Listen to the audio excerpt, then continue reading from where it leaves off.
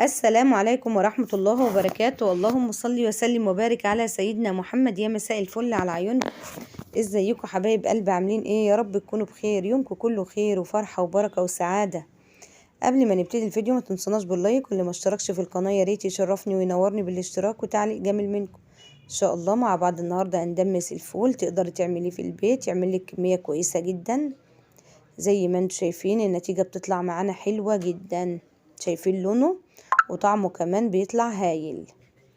تقدري تعمليه كده ويبرد خالص وتكيسيه وتحطيه في الفريزر. زي ما انتم شايفين بيعمل معانا كمية هايلة. نقول بسم الله والصلاة والسلام على أشرف خلق الله، وندخل على بركة الله نبتدي الفيديو.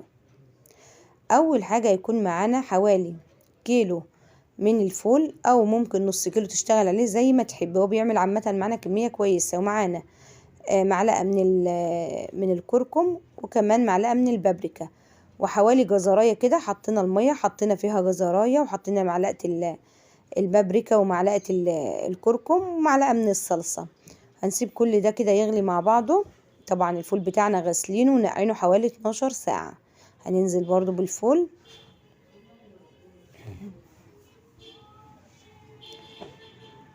وكمان معانا حوالي 3 معالق كبار من العدس، و3 معالق كبار من فول اللي هو فول الطعمية.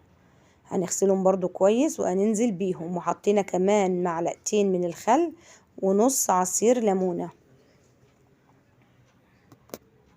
كل دي مقادير، بس الفول بتاعتنا بيطلع معانا يا جماعة هايل، وطعمه والله بيبقى في منتهى الجمال.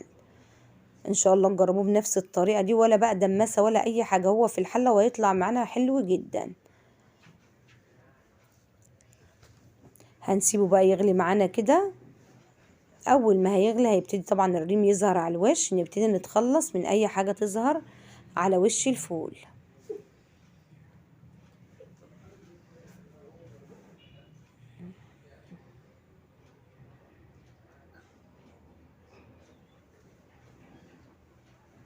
بياخد معانا كده ايه غلوتين. بعد كده بقى ايه، بصوا يعني اول ما بنحطه بنسيب النار عالية عليه. هياخد غلوتين كده ونشيل الريم منه، وبعد كده نهدي النار خالص ونغطيه. ياخد معانا حوالي ساعة ونص كده، وبيبقى مستوي معانا وتحفة. تقدري بقى في ظل يعني الغلو اللي احنا فيه ده تعمليه في البيت، يعمل لك كمية كويسة زي ما شفت في اول الفيديو. بيبرد معانا خالص وبنكيسه وبيبقى جاهز في اي وقت تطلعيه. بألف هنا وشفا ليكم.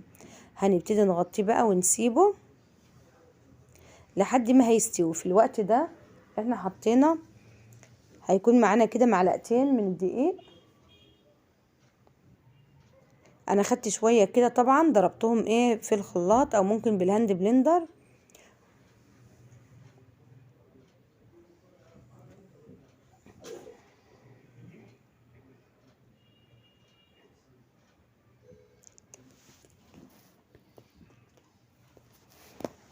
معلش المقطع ده هيكون قبل اللي فات.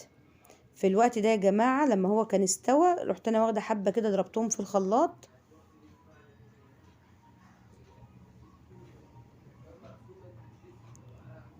هيكون معانا بقى ايه معلقتين من الدقيق كده ضربينهم كده في ايه حوالي ربع كوباية مية او نص كوباية. وهننزل شايفين القوام بتاعه لف معانا وقوامه بقى تحفة. هياخد معانا بقى غلوتين كده ويبقى تمام جاهز معانا وزي الفل. نغرفه مع بعض ونشوفه. شايفين لونه هايل. ان شاء الله جربوه بنفس الطريقه ويعجبكم. يبرد خالص تكيسيه وتشيليه في الفريزر. وبكده خلصت وصفتنا بقى. يا رب تعجبكم وتنال رضاكم. اللايك يا جماعه. انتظروني بقى في وصفه جديده وفيديو جديد، واسيبكم بخير واشوفكم بخير، والسلام عليكم. دمتم في امان الله. مع السلامه.